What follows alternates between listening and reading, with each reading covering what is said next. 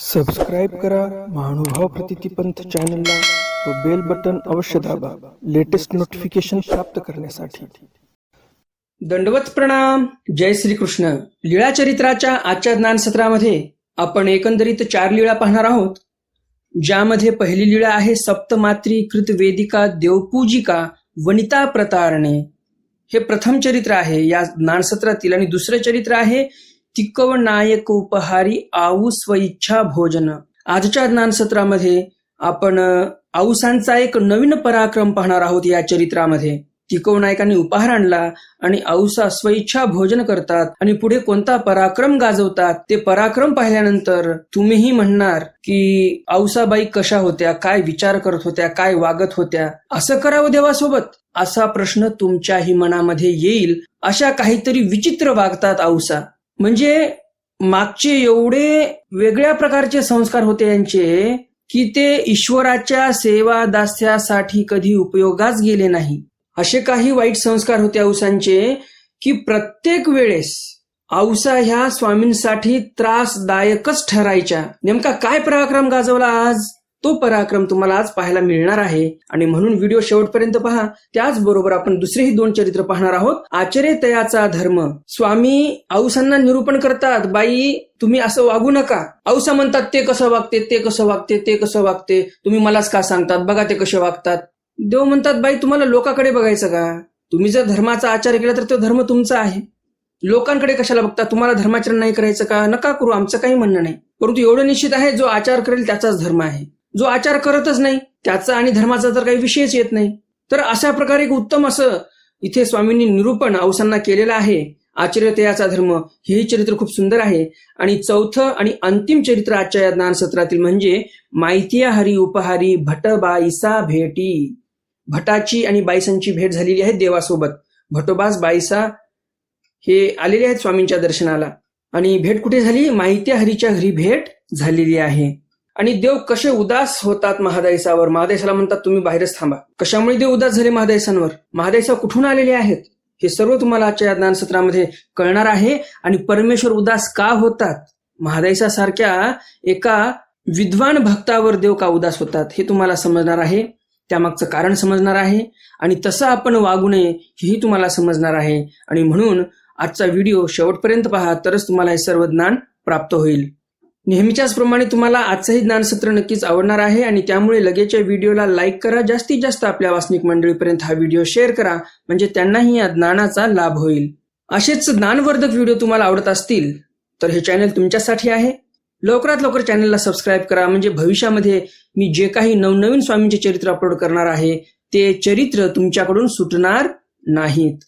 कालच्या ज्ञानसत्रामध्ये मी तुम्हाला प्रश्न विचारला होता, स्वामींनी ललिताईसाला घामाघूम होईपर्यंत का पळवलं, एवढं का खेळवलं स्वामींनी त्या ललिताईसाला की पूर्ण दमछाक होऊन गेली होती, तिची दमून गेलेली होती ती मुलगी जी भूतानंदाची नाथ होती ललिताईसा। तर पूर्ण घामाघूम होईपर्यंत देवाने तिला चांगलं खेळवलेलं आहे, चांगलं पळवलेलं आहे। ह्यामागचं कारण काय होतं, या प्रश्नाचं बरोबर उत्तर काय आहे ते आपण व्हिडिओच्या शेवटी पाहणारच आहोत। तर मग जास्त उशीर न करता चला तर आज काही नवीन ज्ञानार्जन करूया।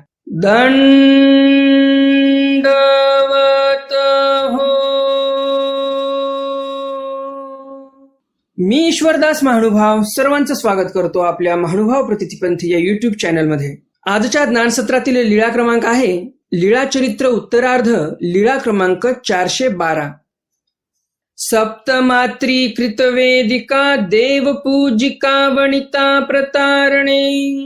सप्तमात्री म्हणजे ज्या देवतेच्या मंदिरामध्ये 7 मूर्त्या स्थापन केलेल्या आहेत, ज्या मंदिरामध्ये देवतेंच्या 7 मूर्त्या स्थापन केलेल्या आहेत, त्यांची प्राणप्रतिष्ठा केलेली आहे, अशा त्या मंदिराला सप्तमात्री असं बोलायचे। आणि त्या सप्तमात्रीच्या मंदिरामध्ये स्वामींनी वेदिका करायला लावलेली आहे। वेदिका म्हणजे ओटा, कृतवेदिका म्हणजे ओटा करायला लावलेला आहे। देवपूजिका वनिता प्रतारणे। देवपूजिका म्हणजे देवतेचं पूजन करणारी जी वनिता म्हणजे बाई आहे, म्हणजे तिथली पुजारीण, तिची देवाने प्रतारणा केलेली आहे। सर्वज्ञ म्हणितले येथ 7 मात्राचा ओटा करा। स्वामी म्हणतात इथे 7 मात्राचा ओटा करा, म्हणजे विटींचे 7 थर आले पाहिजे असा ओटा तयार करा. सप्तमात्रा म्हणजे काय? विटींचे 7 थर आले पाहिजे, एकावर एक असे 7 थर आले पाहिजे विटींचे, असा ओटा तयार करा.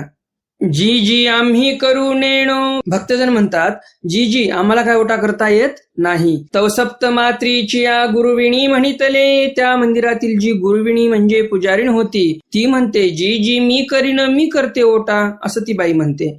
मग ती या इटा आणल्या, पळहो केला, चिखल केला. मग ती या 7 मात्राचा ओटा केला. 7 मात्राचा म्हणजे 7 थर लावलेले आहेत तिने ओट्यामध्ये, एकावर एक अशी 7 थर लावलेली आहेत. मग सर्वज्ञ म्हणितले. मग स्वामी म्हणतात, नायका यासी जेऊ घाला. नायका यांना जेऊ घाला बरं. जा येवो थाळा घेऊन ये. औसा म्हणतात, जा बरं तुझं ताट घेऊन ये, मी तुला जेवायला वाढते. मग ते थाळा घेऊन आली. मग ती बाई थाळा घेऊन आलेली आहे. मग तिसी अन्न घातलं.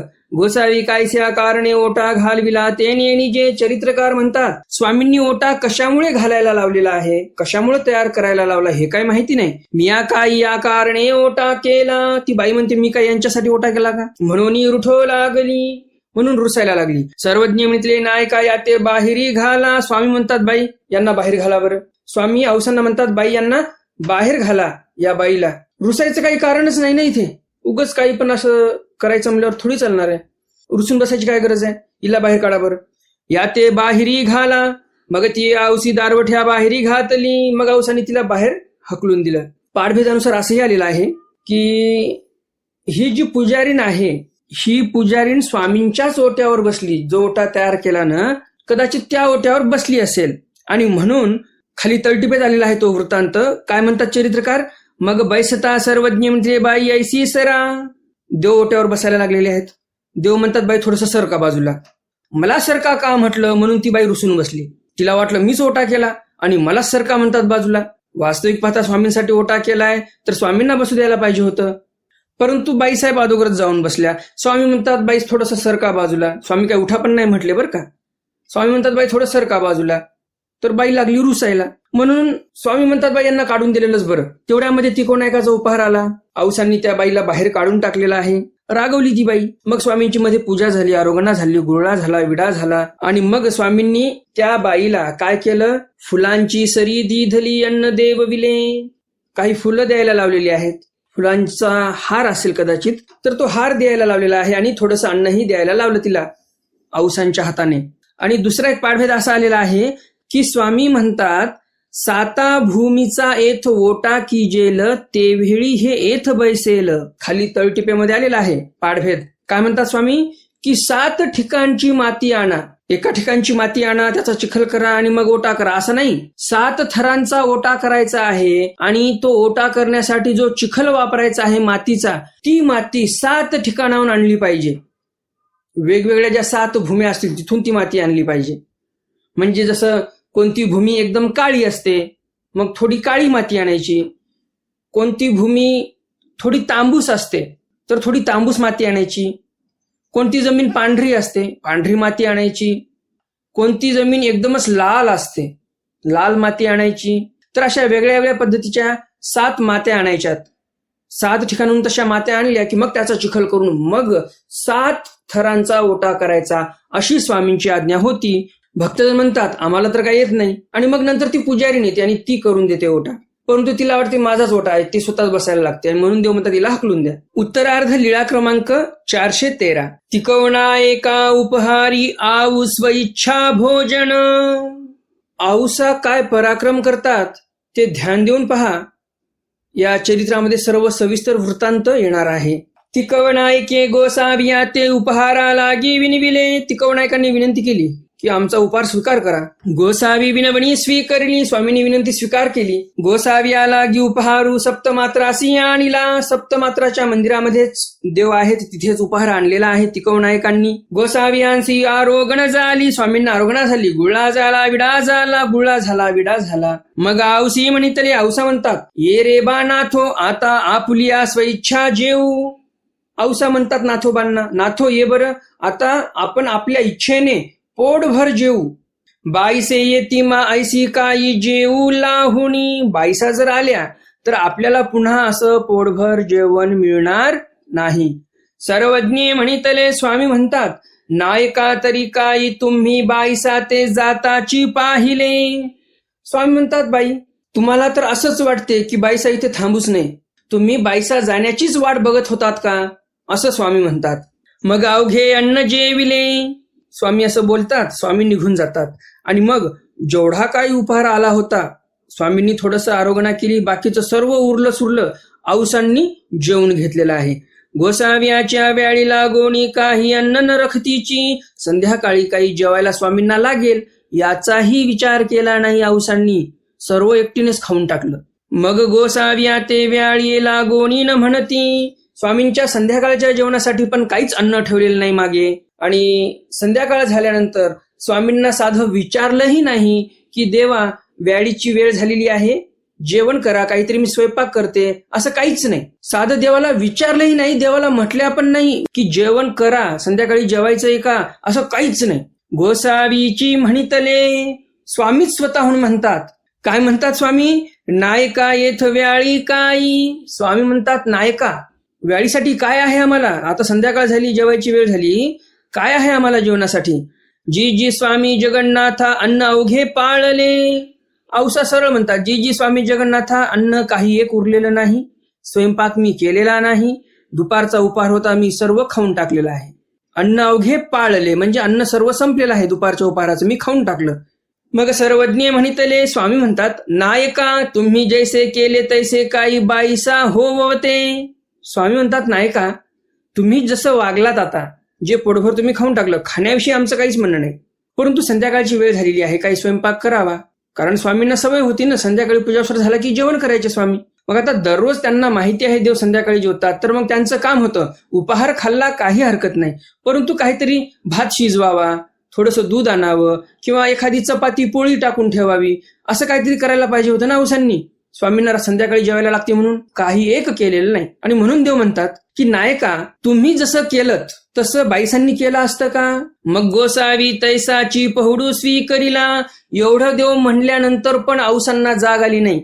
जाग आली नाही म्हणजे ते झोपल्या होत्या असं नाही. माझ्या म्हणण्याचा अर्थ आहे की त्यांना सुचलं नाही. एवढं स्पष्ट देव म्हणतात की जेवायला काही आहे का, तरीही औसांनी स्वयंपाक केला नाही. पुन्हा देव म्हणतात औसांना की नायका बाईसा जर असते तर असं केलं असतं का बाईसांनी. आणि शेवटी जाऊन स्वामी झोपी जातात उपाशी पोटी रात्री. तुम्ही विचार करा, औसा कशा असतील, कसे संस्कार असतील पूर्वजन्मीचे, त्यांच्या पूर्वजन्मीचे जे काही कुसंस्कार असतील त्यांना स्वामींच्या ठिकाणी चांगलं सेवादास्य करू देतच नव्हते. त्यांना मनाला कधी स्फुरत नव्हतं चांगलं. अहो मनानं स्फुरणं, मनानं सुचणं तर दूरची गोष्ट आहे, देव म्हटले तरी करायला तयार नाहीत औसा. म्हणजे तुम्ही विचार करा, पूर्वजन्मीचे त्यांचे कुसंस्कार किती जबरदस्त असतील, परंतु स्वामींच्या सन्निधानामध्ये आलेत म्हणजे काहीतरी चांगले संस्कार पण असतील, पुण्यही कमवलेलं असेल, परंतु चांगल्याच्या मापानेच वाईट संस्कार पण जबरदस्त आहेत औसांच्या ठिकाणी. एवढे मोठे परमेश्वर अवतार उपवाशी झोपले. आपल्या घरी जर पाहुणा रावणा आला तर आपण काही ना काही करून खाऊ घालतो. घरामध्ये काही नसलं तरी पण उसणं आणाल कोणाकडून, आपण पिठलं भाकर का असे ना, पिठलं भाकर करण्यासाठी पण घरात काही नसेल तर आपण शेजाऱ्याकडून ज्वारीचं पीठ आणल, आपण बेसन आणल, काहीतरी जाडजोड करून पाहुण्या रावण्यांना कमीत कमी पिठलं भाकरी तरी आपण पोटभर खाऊ घालतो. परंतु औसांनी एवढे मोठे परमेश्वर अवतार आहेत, तोंडाने म्हणत आहेत काही आहे का जेवायला, तरी पण औसांनी स्वामींना जेवू घातलं नाही, स्वयंपाक केला नाही. आणि परमेश्वराचं माऊली पण बघा तुम्ही की अशा जीवाचाही परमेश्वर उद्धार करत असतात.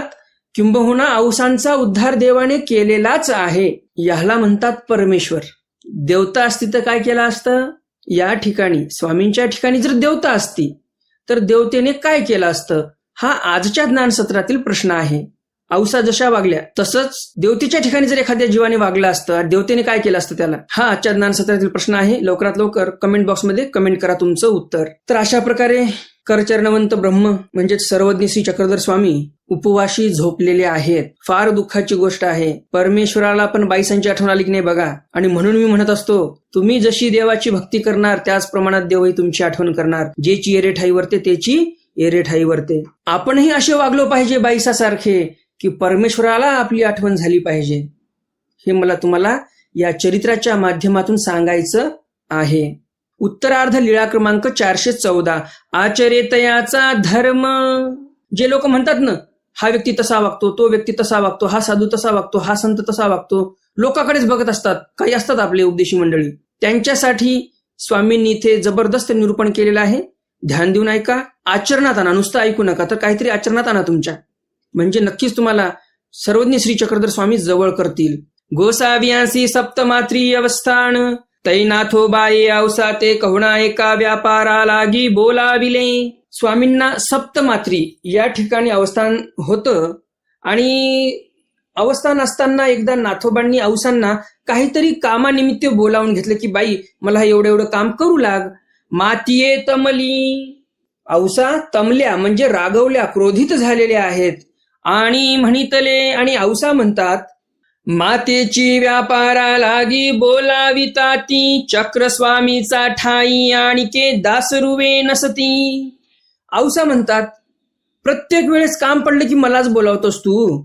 सर्वज्ञ श्री चक्रधर स्वामींच्या सन्निधानामध्ये जे दुसरे दास आहेत त्यांना का बरं बोलावत नाही तू? दुसरे पण भरपूर आहेत ना भक्त, त्यांना बोलाव ना. जा त्यांना बोलाव, मला बोलावू नको, मी येणारही नाही. हा नये, हा म्हणजे मी. औसा पुरुषांसारखं बोलायच्या आणि म्हणून औसा काय म्हणतात, हा नये म्हणजे मी येणार नाही. भागला असे, मी दमलेला आहे असं औसा म्हणतात. यावेळी सर्वज्ञ म्हणितले स्वामी म्हणतात नायका रजस्तमे निर्सोनी सत्वस्थिता धर्मी अधिकारू. नायका, ज्यांच्या ठिकाणचे रजतम निरसून गेले, नष्ट झाले, जे सत्व स्थित झालेले आहेत, सत्वाच्या ठिकाणी स्थित झालेले आहेत, अशांनाच फक्त धर्मी अधिकार आहे. राजसा तामसा धर्मी अधिकारू नाही. जे राजस तामस लोक आहेत, ज्यांच्या प्रकृती राजस तामस आहेत, अशांना धर्मी अधिकार नाही. म्हणून तुम्ही सत्वस्थिता होणी धर्मू आचरावा, आणि म्हणून तुम्ही सत्वस्थित झाले पाहिजे आणि मग धर्माचं आचरण केलं पाहिजे. यावरी औसी म्हणितले तरी हे अवघे का नाचरती. जसं आताचे काही नामधारक लोकांकडे बोट दाखवतात त्याचप्रमाणे औसांनी पण बोट दाखवले. औसा काय म्हणतात, तुम्ही मला सांगत आहात परंतु दुसरे बघा ना हे, तरी हे अवघे का नाचरती, मग हे बाकीचे का बरं तसं आचरण करत नाहीत, तुम्ही मला सांगत आहात, असं औसा स्वामींना म्हणतात. सर्वज्ञ म्हणितले स्वामी म्हणतात ऐसे न म्हणजे की नायका. स्वामी म्हणतात आऊ असं म्हणू नये, आचरेत याचा धर्म, जो आचरण करेल त्याचा धर्म आहे. तुम्ही तवा आचरा, तुम्ही तुमचं आचरण करा ना. एराचे तुम्हा काही वाटले असे. स्वामी म्हणतात औसांना की तुम्हाला दुसऱ्यांचं काय घेणं देणं आहे, तुम्ही काय त्यांचा ठेका घेतला काय, त्यांचे दोष बघत बसलात. हो काजी तरी आचरेन आणि काही. औसा म्हणतात ठीक आहे, तुम्ही म्हणता तर मी आचरण करेल, असं औसा शेवटी म्हणतात. तुम्ही विचार करा ना, तुम्ही परमेश्वराला पाहून उपदेश घेतलेला आहे, परमेश्वराला पाहून संन्यास घेतलेला आहे, आणि तुम्ही जर दुसऱ्यांचे दोष बघत बसलात तर त्याचा काही अर्थ आहे का? त्याला काहीच अर्थ नाही. तुम्ही परमेश्वराला पाहून इथे मानव पंथ स्वीकारलेला आहे, तुम्हाला परमेश्वर आवडलेला आहे, तुम्हाला परमेश्वराची प्राप्ती करून घ्यायची आहे, तर मग तुम्ही परमेश्वराचं स्मरण करा, परमेश्वराच्या गुणांचं गुणानुमोदन करा, त्याच्यामध्ये तुम्हाला पुण्य आहे. उगाच कोणाचे दोष बघत राहिलात तर तुम्ही धर्मापासून जाणार. कारण मागे आपण पाहिलेलं आहे एका चरित्रामध्ये, काही लोक असतात दोषाचं आचरण केल्यामुळे धर्मापासून जातात, आणि काही लोक असे असतात त्या दुसऱ्यांचे दोष स्मरण करत राहिला म्हणून हाच धर्मापासून जातो. आणि म्हणून कधीही कोणाचे दोष पाहायचे नाही. आपण जर दोषच बघत बसलो तर आपल्या मनामध्ये पण दोषच येणार ना, आपण पण दोषीच होणार. आणि म्हणून स्वामी म्हणतात तुम्हाला दुसऱ्यांचं काय घेणं देणं, तुम्ही तुमचं धर्माचरण करा, तुम्हाला ईश्वर प्राप्ती होईल. तुम्हाला काय त्यांची प्राप्ती करून घ्यायची का, तुम्ही त्यांचं स्मरण करत आहात, हा उपदेश तसा करतो, तो बुवा तसा करतो, हा बुवा तसा करतो, तुम्हाला त्यांची प्राप्ती करून घ्यायची आहे का? तुम्हाला ईश्वराची प्राप्ती करून घ्यायची. त्यांच्याकडे कशाला पाहता, ईश्वराकडे पहा ना, जो गुणाचा सागर आहे. परमेश्वर हे गुणाचे सागर आहेत, त्यांचे गुण घ्या तुम्ही, तुमच्या जीवनामध्ये आमूलाग्र बदल होऊन जाईल जर तुम्ही परमेश्वराकडे पाहिलं आणि परमेश्वराचे गुण धारण केले तर असं एकंदरीत स्वामींना इथे औसांच्या माध्यमातून आपल्या सर्वांना हे निरूपण करायचं होतं, आणि हे आपण लक्षात ठेवलं पाहिजे, आचरणात आणलं पाहिजे. उत्तरार्ध लीळा क्रमांक 415. माईत्या हरी उपाहारी भटाबाईसा भेटी. माईत्या हरीच्या घरी स्वामी आलेले आहेत उपहार स्वीकार करण्यासाठी, आणि तिथे भटोबास बाईसा यांची स्वामींसोबत भेट झालेली आहे. महादाईसे वाराणसीहुनी परमेश्वरपुरासी आली. महादाईसा वाराणसीवरून परमेश्वरपुराला म्हणजे रुद्धपूरला आलेल्या आहेत. बाईसे परमेश्वरपुरी होती. बाईसा परमेश्वरपुरी होत्या. आपण मागे एका चरित्रामध्ये पाहिलेलंच आहे की स्वामींनी भटोबासांना आणि बाईसांना रुद्धपूरला पाठवलेलं आहे.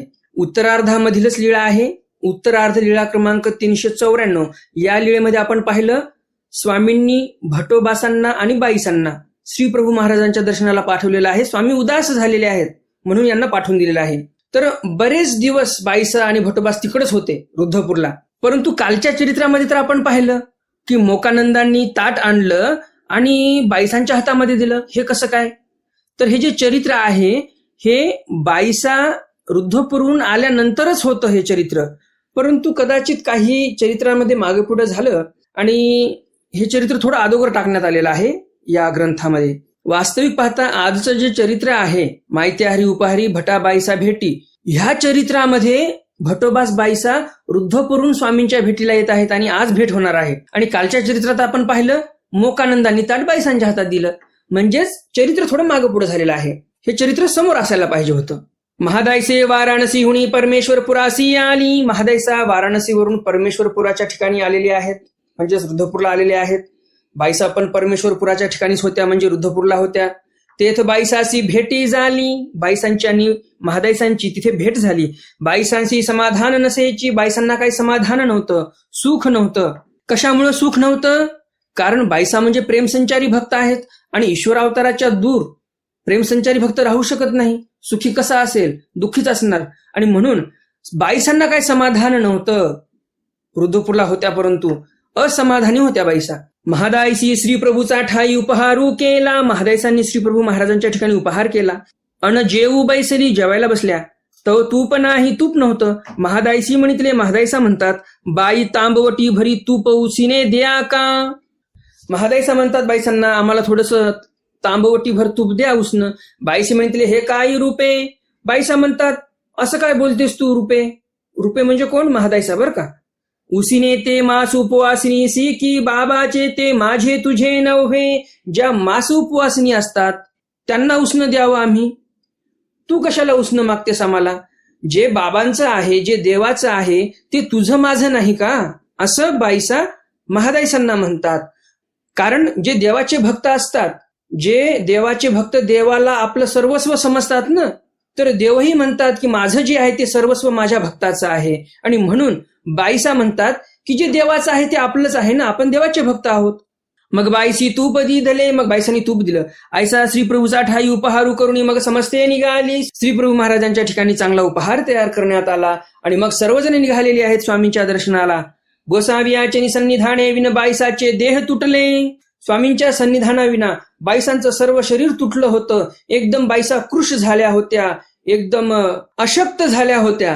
तेने चालवेना, चालवलं जात नव्हतं बाईसांकडून. मग भटी खाट दांडी केली. एकीकडे भट्ट एकीकडे महादाईसे घेतली. मग भटोबासांनी एक काम केलं. त्यांनी काय केलं? एक खाट घेतली, त्याला दांडी बांधली आणि खाट दांडी तयार केली. म्हणजे काय? बाजूला चांगलं दोऱ्याने बांधलं. बाज असते ना, बाजूला उलट टाकायचं, दोरीने चांगलं बांधायचं आणि एक दोरीचा शेंडा असा वर घ्यायचा, वरच्या बाजूने आला पाहिजे, ज्याच्यामध्ये आपल्याला लाकूड घालता आलं पाहिजे. अशा पद्धतीने बाजूच्या दोन्ही बाजूला दोऱ्या बांधल्या आणि मोठं लाकूड घालण्यासाठी वर दोर काढलेला आहे. त्या दोरामध्ये लाकूड टाकलेलं आहे आणि एकीकडून भटोबासांनी खांदा दिला, एकीकडून महादाईसांनी खांदा दिलेला आहे. आणि मग अशी खाट दांडी तयार करून प्रवासाला सुरुवात केलेली आहे. रुद्धपूरवरून निघाले. मुक्काम दर मुक्काम करत करत पैठणकडे मार्गक्रमण चालू आहे. भटोबासांचं, महादाईसांचं आणि बाईसांचं. पैठणासी भोगावती असी आली. पोहोचले पैठणला. भोगावती येथे थांबलेले आहेत. अंग घामले होते, सर्वांचं अंग घामजलेलं होतं. बाबासी खेव देता अवघड. आणि अशा घामजलेल्या अंगाने स्वामींना कसं खेव द्यावं, कसं आलिंगन द्यावं म्हणून काय करतात? हे भोगावतीसी अंघोळी कराव्या राहिली. तिथे आंघोळ करण्यासाठी थांबले हे सर्वजण. बाईसे म्हणते नागदेया जाय पा बाबा कोणे ठाई राज्य करीत असती ते पहा. बाईसा म्हणतात नागदेवाचार्यांना जा बरं, जाऊन बघ स्वामी नेमके कुठे आहेत. आता तुम्हाला असा प्रश्न पडेल, स्वामी तर पैठणमध्येच आहेत, मग आता बाईसा का म्हणत आहेत जाऊन बघ स्वामी कुठे आहेत म्हणून. बाईसांच्या म्हणण्याचा भावार्थ असा होता की पैठण नगर मोठं आहे, सारंग पंडिताच्या घरी आहेत की मायत्या हरीच्या घरी आहेत किंवा ढोरेश्वरला आहेत किंवा सप्तमात्री आहेत किंवा गणपत मठामध्ये आहेत, नेमकं आहेत तरी कुठे स्वामी. जाऊन एकदा शहानिशा करून ये, कन्फर्म करून ये नेमकं देव कुठे आहेत, म्हणजे तुमची बेजारी नको. नाहीतर मग तुमच्यासोबत आम्हाला पण इकडे जा तिकडे जा, सारंग पंडितांच्या इथे शोधा, गणपत मठामध्ये जा, ढोरेश्वरला जा, सप्तमात्रीला जा, मायत्या हरीच्या इथं जा, एवढं कशाला हिंडायचं. तू एकटाच जा, पहिलं पाहून ये, आणि एकदा आपल्याला समजलं देव इथे आहेत की आपण सर्वजण तिथे जाऊ, असा भावार्थ बाईसांच्या म्हणण्याचा होता. मायत्या हरीनं गोसाव्या ते उपहारा लागे विनिविले होते. मायत्या हरीने स्वामींना विनंती केली होती उपहाराची. गोसावी तेथे विजय केले, स्वामी तिथे गेले. गोसावी वेळा दोन्ही पुसिले. स्वामींनी 2 वेळा भक्तजनांना विचारलं जे जवळ होते, बाईसे अजूनही का नाही येती, अजून बाईसा हे सर्वजण भक्तजन का आले नाही बरं. याचा अर्थ काय, तर कोणीतरी अगोदर येऊन निरोप दिलेला आहे भक्तजनांपाशी की ते भक्तजन येत आहेत म्हणून, आणि म्हणून स्वामी म्हणतात की अजून का बरं आले नाही हे भक्तजन. बाईसी भोगावती आंघोळ केली. भोगावती तीर्थाच्या ठिकाणी बाईसांनी आंघोळ केलेली आहे.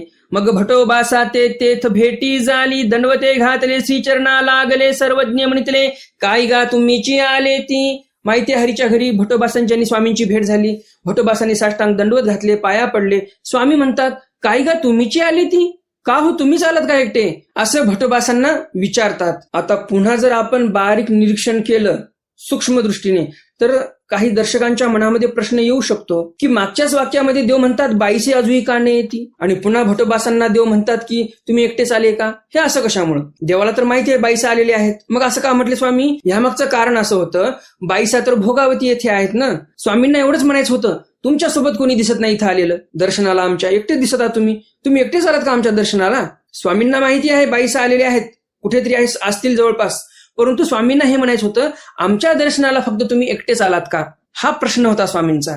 नाजी, भटोबास म्हणतात नाजी, मी एकटाच आलो असं काही नाही. बाईसे आणि महादाईसे उमाईसे. भटोबास म्हणतात बाईसा आलेले आहेत, महादाईसा आलेले आहेत, उमाईसा आलेले आहेत. मग स्वामी म्हणतात सर्वज्ञ म्हणितले, जा येथची बोलावा. स्वामी म्हणतात जा इथेच त्यांना बोलावून घेऊन या. मग भट गेले, भटोबास गेले.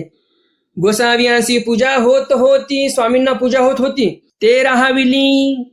स्वामींनी पूजा थांबवली. स्वामींचा जो पूजावसर होत होता आता नेमका चालू होणारच होता, सुरुवातच होणार होती पूजावसराची. देव म्हणतात थांबा, ते राहाविली म्हणजे थांबवली पूजा. बाईसा ते बोलावणी आणले. भटोबासांनी जाऊन बोलावून आणलं बाईसांना.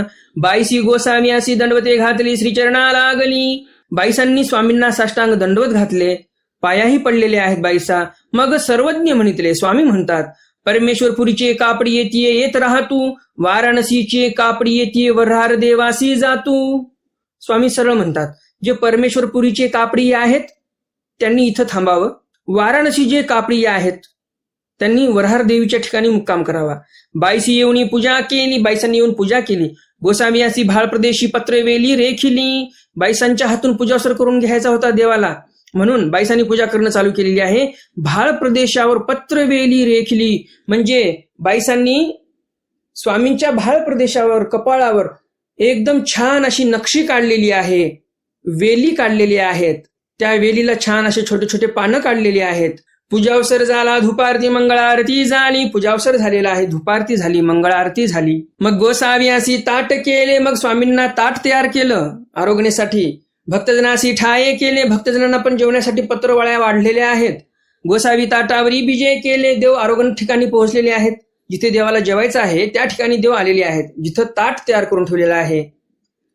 सर्वज्ञ म्हणितले. स्वामी म्हणतात परमेश्वरपुरीची कापडी येतीये भीतरी येतू. स्वामी म्हणतात जे परमेश्वरपुरीची कापडी आहेत म्हणजेच रुद्धपूरवरून जे कापडी म्हणजे प्रवासी आलेले आहेत त्यांनी आतमध्ये यावं. महादाईसी आपुला ठाई खोचली. महादाईसाला थोडस संकोचल्यासारखं वाटलं, कारण महादाईसा वाराणसीवरून आलेली होती. स्वामींनी यामागे एकदा चरित्रामध्ये आपण पाहिलेलं आहे की स्वामींनी त्यांना सांगितलं वाराणसीला जाऊ नका. महादाईसा स्वामींपाशी आल्या की म्हणायचे ठीक आहे जात नाही. रामदेव पुन्हा महादाईसाला तिकडे गेले की लावून द्यायचे की नाही नाही तू वाराणसीला जाऊन ये. पुन्हा महादाईसा स्वामींपाशी येऊन म्हणायचे की मला जायचं. पुन्हा स्वामी सांगायचे महादायसाला की जाऊ नका, देवतेच्या ठिकाणी जाऊन काय फायदा आहे. महादायसा म्हणायच्या ठीक आहे जात नाही. पुन्हा महादायसा संध्याकाळी बिढारावर गेल्या की रामदेव दादोस पुन्हा त्यांच्या डोक्यामध्ये घालून द्यायचे की नाही तुला जावंच लागणार आहे वाराणसीला. मग पुन्हा महादायसाला वाटायचं नाही गेलंच पाहिजे. पुन्हा स्वामींकडे गेले की महादायसा म्हणायचे जी मला जायचं वाराणसीला. म्हणजे देवाने खूप प्रयत्न केला होता महादायसांना थांबून घेण्याचा, महादायसा थांबल्या नाही. आणि म्हणून देव म्हणतात जे वाराणसीचे कापडी आहेत म्हणजेच महादायसा जी वाराणसीहून आलेली आहे तिने आतमध्ये येऊ नये. म्हणजे बघा देवतेच्या ठिकाणी गेलात तर परमेश्वर असे उदास होतात बरं का. गोसावी आरोगण करीत असती, आतमध्ये देव जेवण करत आहेत. महादायसा बाहेरच उभी आहे, देव आतमध्ये येऊ देत नव्हते. बाईसा प्रसादू देती, मग बाईसा प्रसाद वाढत आहेत सर्व भक्तजनांना. पत्रसाक वाढती, भाजी वाढायचे. बाई पहा हे तुम्हा कायचे. लगेच स्वामी म्हणतात बाई हे तुम्हाला आवडेल पदार्थ, हे तुमच्यासाठी ठेवा.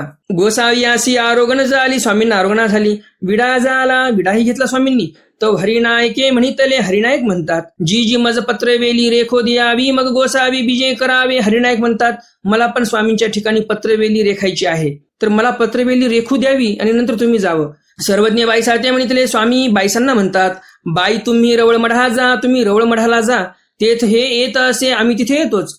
महादाई साते म्हणितले, बाई तुम्ही पिंपळ मढा जा. स्वामी महादायसांना म्हणतात बाई तुम्ही पिंपळ मढाला जा. मग बाईसे गेली, बाईसा गेली. वाटे महादाई साते म्हणितले, रस्त्याने बाईसा महादायसांना म्हणतात रुपे बाबा मसी येणे वेळे उदास. मग बाईसा म्हणतात महादायसांना रुपे स्वामी माझ्यावर उदास दिसतात या वेळेला. माते मढासी पाठविले, मला दूर पाठवलं मढामध्ये. बाई तुमसी कैसे उदास. महादायसा म्हणतात बाईसांना बाई तुमच्यावर देव कसे काय उदास बरं. उदास ते आमसीची की, अहो देव आमच्यावर उदास आहेत, तुमच्यावर कशाला उदास होतील असं महादायसा म्हणतात. जे येत खेवी गोसावी म्हणितले, परमेश्वर पुरीची कापडी येते भीतरी येतू का. महादायसा कशामुळे म्हणतात बाईसांना की तुमच्यावर देव उदास नाहीत. कारण महादायसा पुढे काय म्हणतात की तुम्हाला तर स्वामींनी सांगितलं आले आले की परमेश्वरपुरीची कापडी आहे, म्हणजे परमेश्वरपुरावरून रुद्धपुरावरून जे आलेले प्रवासी आहेत त्यांनी आतमध्ये यावं. सरळ देवानी असं सांगितलं, मग देव तुमच्यावर उदास कसं काय बरं असं महादायसा बाईसांना म्हणतात. आणि या प्रसंगावरून महादायसा म्हणतात की असं लक्षात येते की देव तुमच्यावर उदास नाहीत असं महादायसा बाईसांना म्हणत आहेत. तर अशा प्रकारे तुम्हाला हे स्वामींचे चारही चरित्र नक्कीच आवडले असतील. आणि अजून जर तुम्ही या व्हिडिओला लाईक केलं नसेल तर लगेच या व्हिडिओला लाईक करा आणि जास्तीत जास्त आपल्या वासनिक मंडळीपर्यंत हा व्हिडिओ शेअर करा, म्हणजे त्यांनाही या ज्ञानाचा लाभ होईल. आणि तुम्हाला असेच ज्ञानवर्धक व्हिडिओ आवडत असतील तर लगेच या चॅनलला सबस्क्राईब करा, बेल बटन दाबा आणि ऑल ऑप्शन सिलेक्ट करा, म्हणजे भविष्यामध्ये मी जे काही स्वामींचे नवनवीन चरित्र अपलोड करणार आहे ते एकही चरित्र तुमच्याकडून सुटणार नाही. आजच्या ज्ञानसत्रातील दुसरा प्रश्न आहे, स्वामी महादायसांवर उदास का होते.